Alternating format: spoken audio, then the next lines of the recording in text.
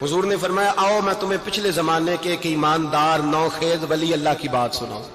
پچھلے زمانے حضور نے فرمایا پچھلے زمانے میں ایک بادشاہ جادو کے زور پہ حکومت کرتا تھا.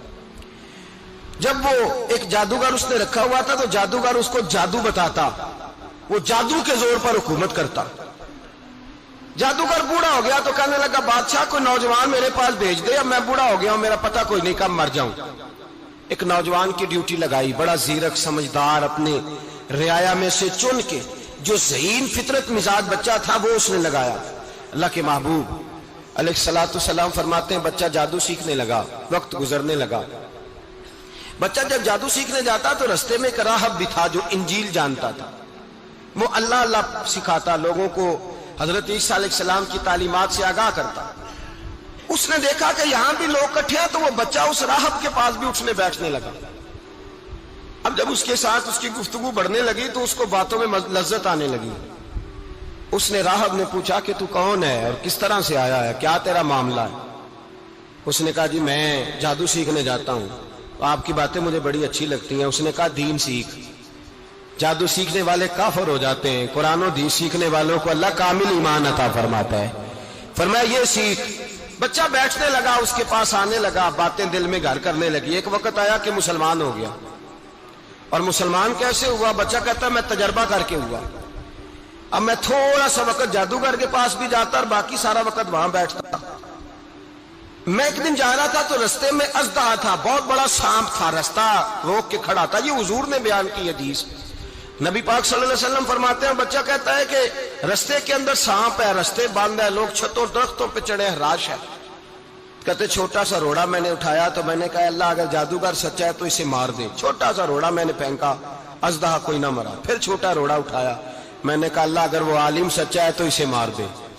اب جب میں نے روڑا مارا تو اژدہا مر گیا. میرے اندر سے گواہی آئی نہیں دین کی باتیں سچی ہیں, نہیں قرآن کی باتیں اسلام سمجھانے کے لیے عرض کر رہا ہوں. اگرچہ اس دور میں انجیل تھی, اللہ رسول کی باتیں اچھی ہیں. کہتے میں مسلمان ہو گیا, اب میں نے راہب کے پاس ہی رہنا شروع کر دیا, جادوگر کے پاس چھوڑ دیا. اس بچے نے آنا.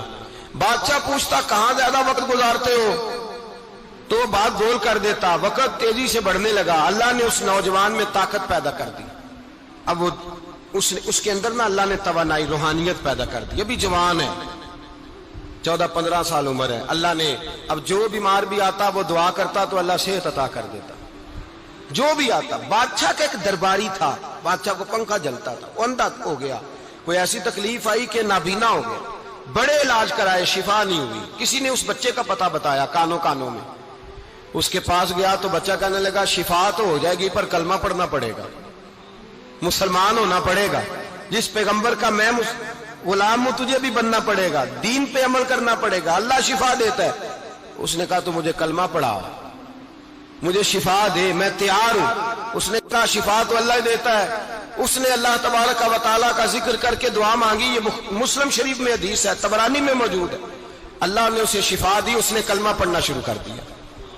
یہاں ایک نقطہ لکھا ہے ہمارے علماء نے, کہتے ہیں جب اللہ ولایت عطا کرتا ہے نا تو یہ سفید بالوں والے کا حصہ نہیں ہوتی.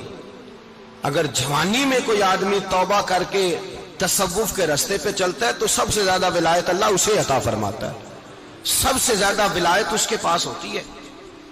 ابھی اس کے بال کالے ہیں, چڑھتی جوانی ہے, دعا کی تو اللہ نے, اور حدیث پاک میں موجود ہے کوڑے آتے تو شفا یاب ہو جاتے, اندھے آتے تو شفا یاب, برس والے آتے تو اللہ سے دے.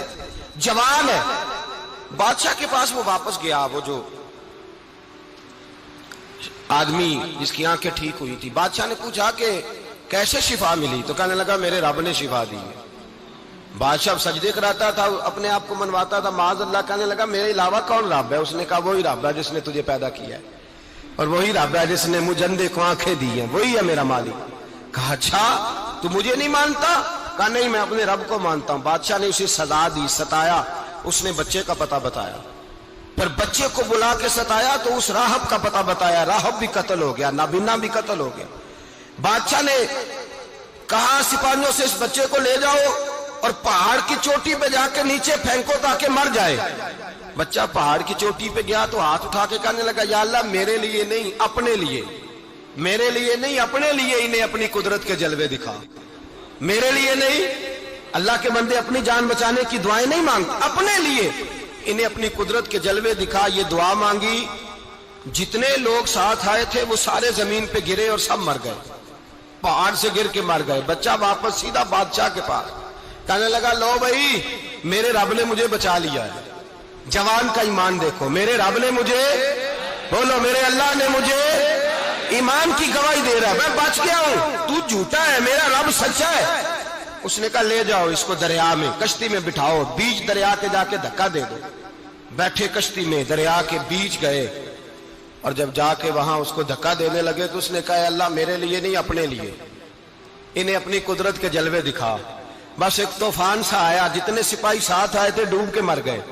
वो बच्चा उठा और सीधा फिर बादशाह के पास, उसी के पास कहने लगा, लो भाई मेरे रब ने मुझे बचा लिया है, तेरे पास आया हूं। वो कहने लगा, तू क्या मुसीबत मेरे गले पड़ गई है, कैसे जान छूटेगी?